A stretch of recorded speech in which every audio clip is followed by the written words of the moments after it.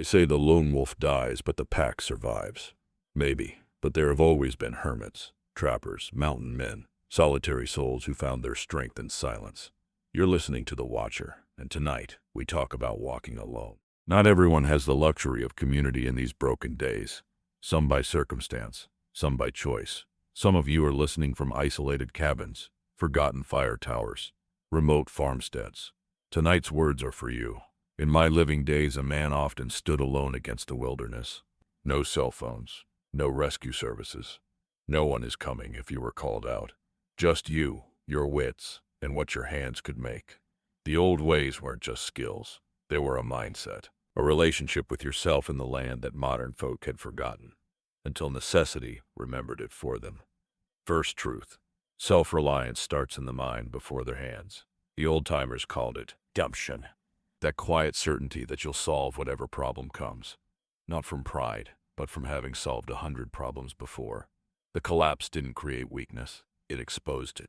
Generations raised on convenience, on specialization, on calling others to fix things when they break. The old ways demand you become the electrician, the doctor, the hunter, the builder, the farmer, all in one body. Start small.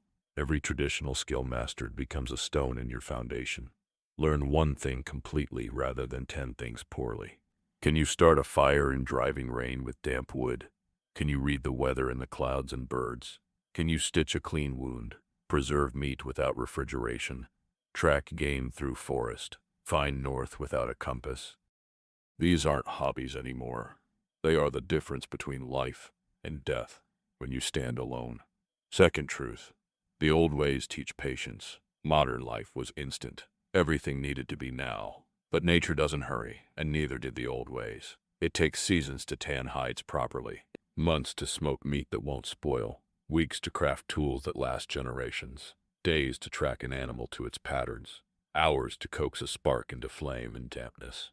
This patience builds something inside you, something modern folks rarely developed, the capacity to endure, to persist. When you're alone, this patience becomes your greatest ally against the most dangerous predator, despair. Third truth.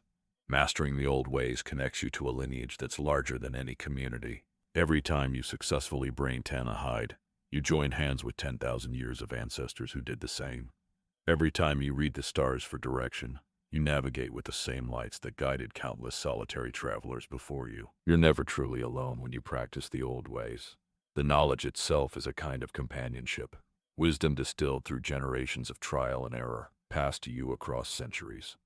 I've watched solitary folk crack under isolation, and I've watched others thrive in it. The difference wasn't supplies or shelter.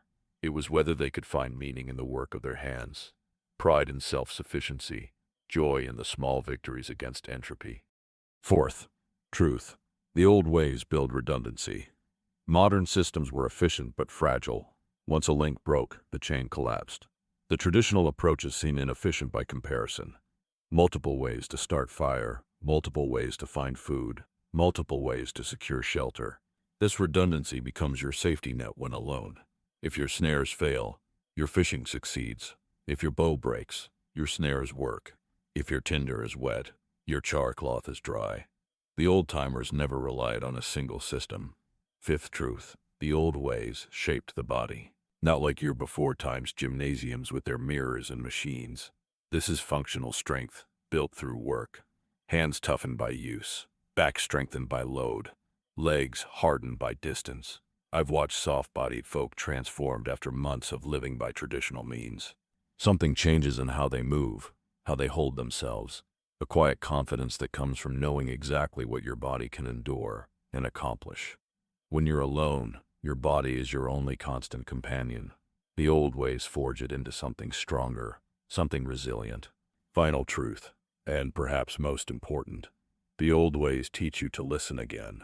Modern life was noise and distraction, always talking, rarely hearing. Listen to the different sound rain makes on pine needles versus bare ground. Listen to the silence when birds suddenly stop singing. Listen to the subtle creak of wood before it fails. When alone, this renewed relationship with sound might save your life.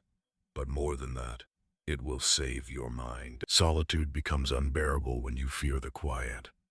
The old ways teach you to welcome it, to find messages in it. I've walked this earth for nearly 2 centuries. I've seen civilizations rise and crumble, and through it all, the old ways remained. Not unchanged, they evolved, adapted, but their essence persisted. You who listen alone tonight, take heart. There is strength found in solitude that groups never discover. There is wisdom in the old ways that convenience obscures. Next time we discuss when the trucks stop. It starts slow. A few empty shelves here, a late delivery there. People grumble, but they keep shopping. Then one day, the trucks just don't come. No food, no fuel, no medicine. Just silence on the highway and a rising tension in the towns they used to supply. This is more than a supply chain issue.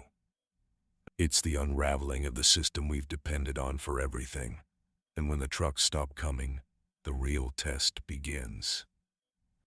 This is the Watcher. I'll be here when the last light goes out. I'll be here when the last radio falls silent. I was here at the beginning, and I'll be here at the end. Keep listening.